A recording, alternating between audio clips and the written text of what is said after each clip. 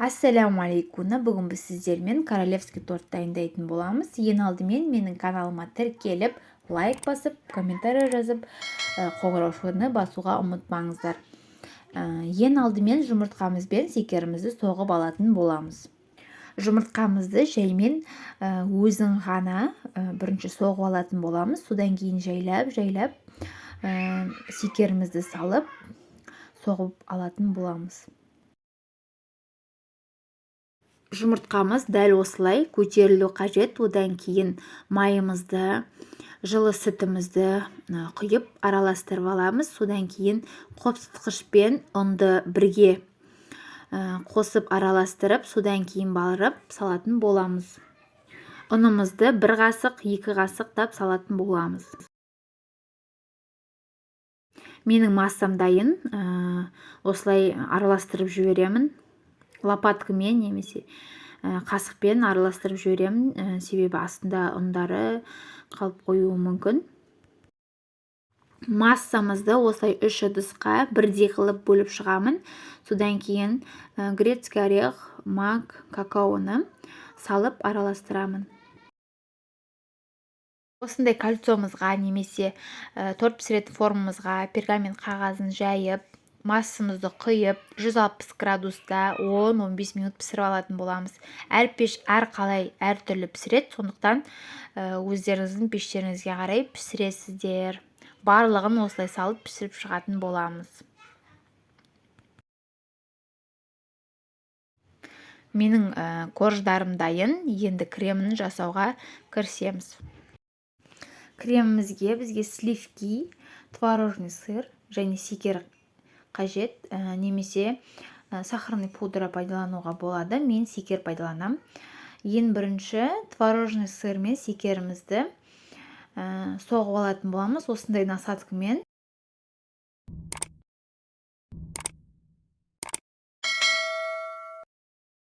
Творожный сыр мен секерімізді араластырып болғаннан кейін лопатканың көмегімен тағы 1 рет араластырып жібереміз. Одан кейін сливкиіміз салатын боламыз. Мен осылай өлшеп тұрып салдым.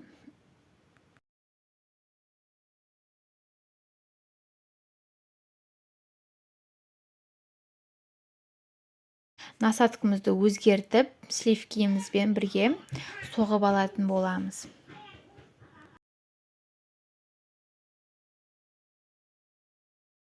Менің кремім дайын, осындай қою болуы қажет. Содан кейін осындай торт кремін салатын мешогымызға салып алатын боламын. Сіздерде жоқ болса, қасықпен сала берсеңіздер де болады. Содан кейін мен сироп жасап алдым, яғни корждың бетіне жағуға сумен, жылы сумен, секермен жасадым. Немесе сумен сгущенканы салып та жасауға болады. Ең алдымен кремімізді астына жағып аламыз. Осылай сәл көп емес. Содан кейін кольцомызды қоямыз. Кольцосызды жинауға болады. Содан кейін ақ бисквитімізді алып, үстіне сиропымызды құйып, одан кейін кремімізді жағатын боламыз.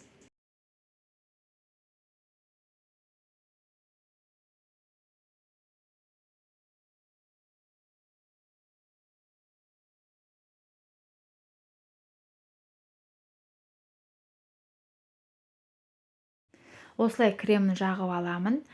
Аз немесе көп мөлшер өздеріңіздің қалауыңызбен саласыздар.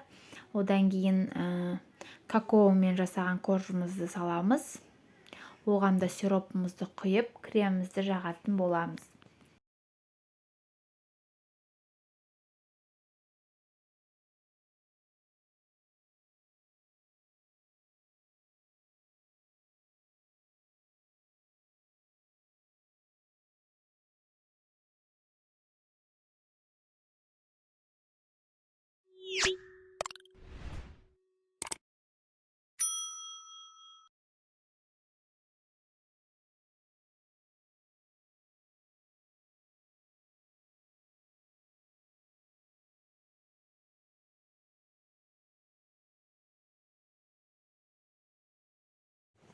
үшінші кожамызды салып, бетіне сиропымызды құйып, кремімізді жағып, пищевой пленканы жауып, холодильникке салып қойсаңыздар болады. Немесе қазір әсем десеңіздер болады.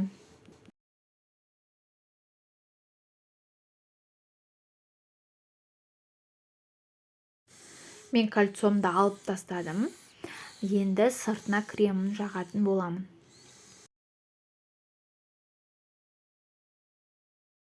Осындай лопатканың көмегімен видеодағыдай етіп кремімізді жағатын боламыз.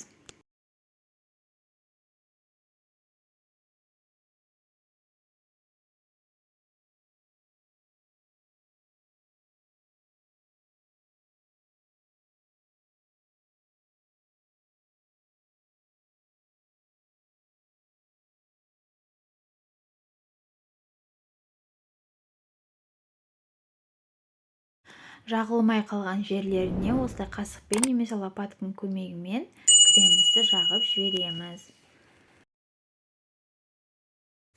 Менің тортым дайын.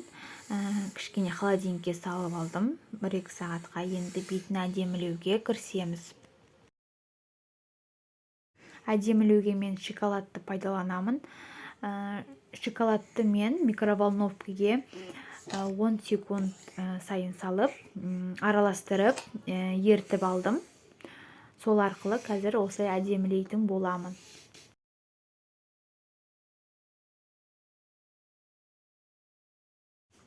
Мен тортымды осылай әдеміледім. Сіздер өздеріңіздің қалауларыңызбен әдемілесеңіздер болады. Осындай тортты жасап көріңіздер. Дәмі өте керемет болып шығады. Каналыма тіркеліп, лайк басып, комментарий жазуды ұмытпаңыздар. Ассаляму алейкум.